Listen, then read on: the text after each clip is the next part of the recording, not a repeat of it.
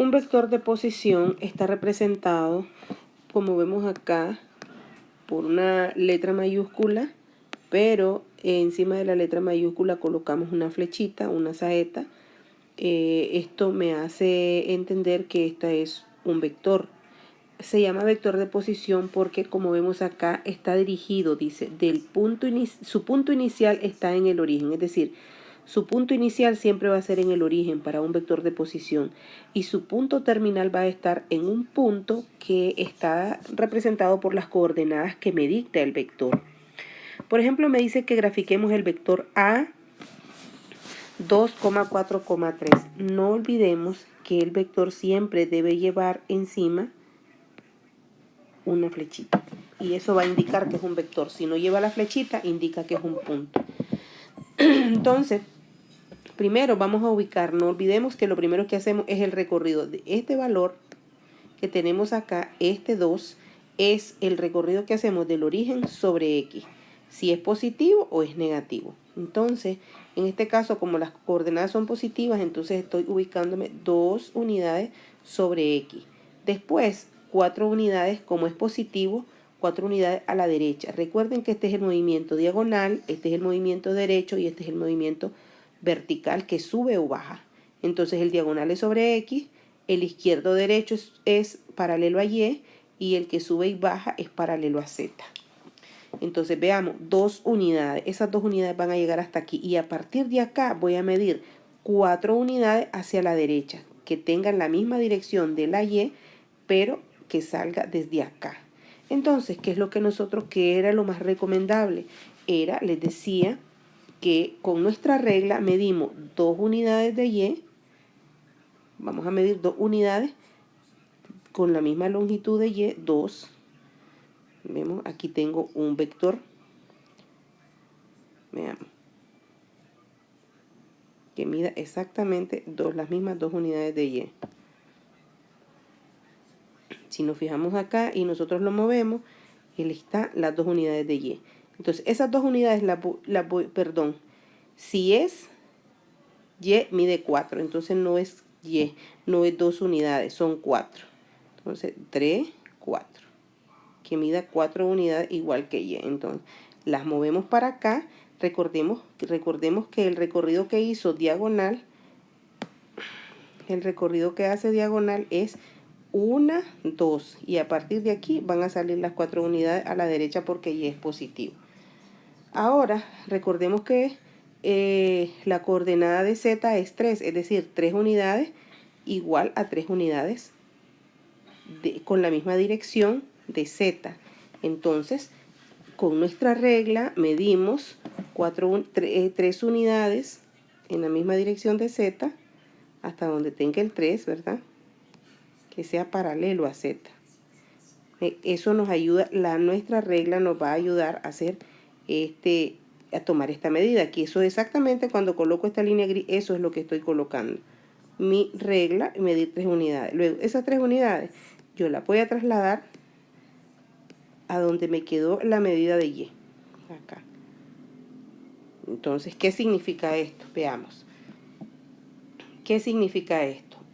La coordenada es 2, 4, 3. Entonces, significa 2 movimientos diagonales. Aquí lo tenemos desde el origen, 2 unidades sobre X. Luego, 4 unidades que las tomé de la medida de Y. Las tomé desde acá, pero lo trasladé hasta donde terminó mi recorrido de X. Luego, 3 unidades tomadas de Z. Entonces, aquí me queda un punto. Pero como ya no es un punto el que estoy colocando, sino que lo que estoy ubicando es un vector de posición, entonces del origen voy a agarrar un vector que salga del origen. Le vamos a cambiar color, lo vamos a colorear en negro. Entonces del origen un vector que salga hasta el punto terminal donde terminé mi recorrido. Ahí queda ubicado mi vector A. Mi vector A con coordenadas, aquí tenemos con coordenadas 2, 4, 3. Entonces, ¿cuál es la diferencia? Que en los videos anteriores ubicábamos punto, el punto solamente eso marcábamos en este caso es un vector. El vector va desde el origen hasta el punto final, que tiene como coordenadas lo que el vector me indica. Entonces es así que nosotros colocamos un vector de posición. Vamos a ver otro ejemplo. Veamos el ejemplo B. El ejemplo B. Vamos a decir 3 para X, 5 paralelo a Y y menos 2 paralelo a Z. Entonces ya sabemos que el recorrido sobre X no lo marcamos, ¿verdad? Solamente es llevar nuestro lápiz desde el origen y 3 unidades diagonales sobre X. De aquí vamos a medir 5 unidades paralelas a Y. Entonces ustedes perfectamente tomamos siempre en cuenta la medida de Y, 5 unidades, lo vamos a hacer de acá, 3, 4, 5. Ahí tenemos 5 unidades.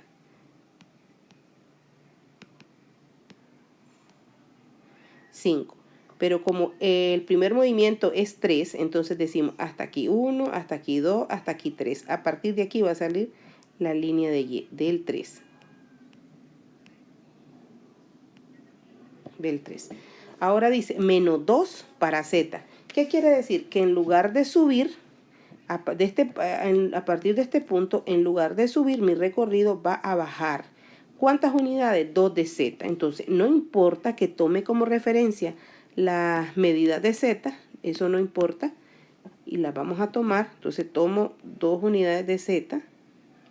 Ahí vemos nosotros con nuestra regla la vamos a marcar, la vamos a tomar que sea paralela, que tenga la misma dirección y la misma medida. Aquí se pasa un poquito, tiene que ser exacto. Entonces, aquí está. Ahí tenemos 2 de Z. Entonces, lo único que esas 2 unidades de Z, esa la tomamos la medida con nuestra regla y luego la regla la colocamos acá, pero en lugar de subir, esas 2 unidades van a bajar, por lo que 2 es negativo. Entonces ya tenemos nuestro punto terminal. Pero como se trata de un vector, entonces ya sabemos que no es un punto el que vamos a marcar, sino que es un vector que tiene como punto inicial el origen y como punto final ese punto que acabamos de ubicar. Exactamente eso es. Entonces, así nos queda el vector. Ya unimos el punto de origen con el punto final de nuestro recorrido y luego lo único que nos queda es colocar la saeta o la flechita que le decimos nosotros al final. ¿Ya? Esto tiene que estar exactamente en el origen. Ok, entonces, veamos, ahí hay una pequeña desviación que no puede ser, tiene que ser exactamente en el origen. Ahí, listo. Ya, entonces ahora solo lo que nos queda es marcar la flechita, que eso es lo que hace que sea un vector, y ya luego escribimos sus coordenadas en dirección de él. Este vector se llama B 3, 5, menos 2. Y así es que vamos a ubicar vectores de posición. Siempre nos van a dar una terna tal como nos dan para ubicar puntos. La diferencia es que por el hecho de ser vectores, y esto es lo que lo hace ser vectores, vamos a unir ese punto que representa la terna con el origen. Ahora, este tipo de vectores que acabamos de ubicar, llamados vectores de posición, también tienen su magnitud o longitud o módulo, como le queríamos llamar. Estos 3 elementos, magnitud, módulo, se refiere a la distancia que hay del punto inicial al punto final. En otras palabras, la longitud del vector.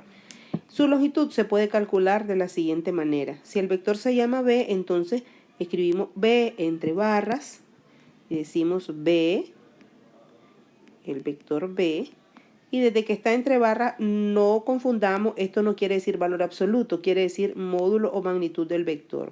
Va a ser igual a la raíz cuadrada de la suma de los cuadrados de sus componentes. Llamemos a su componente X. Entonces, más su segunda componente que es Y, más su tercer componente que es Z. Y esto pues ya vemos, es la fórmula que nos va a permitir calcular la magnitud de un vector. Veamos cómo calcular la magnitud del vector b. En este caso sería raíz cuadrada de x cuadrado. En el caso de b, x vale 3. Aquí veamos, x vale 3. Entonces, x cuadrado sería 3 al cuadrado. Más, ¿cuánto vale y? Y vale 5. Entonces, en este caso decimos, entre paréntesis, 5 al cuadrado. Cuando las componentes son positivas, no es necesario usar paréntesis. Si es negativo, sí se hace necesario. Y y, que es el valor menos 2, en este caso, como les decía, se hace necesario el paréntesis, menos 2 al cuadrado. Cerramos nuestro radical, el símbolo de radical, cerramos.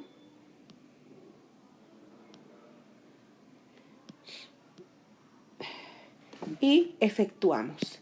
Entonces vemos, aquí nos queda raíz cuadrada de 3 al cuadrado es 9, más 5 al cuadrado es 25, y menos 2 al cuadrado, no olvidemos que todo número negativo al elevarse al cuadrado se vuelve positivo. Entonces 9 más 25 es 34, más 4, 38. ¿Cómo nos queda? Entonces esto es igual a la raíz cuadrada de 38. Raíz cuadrada de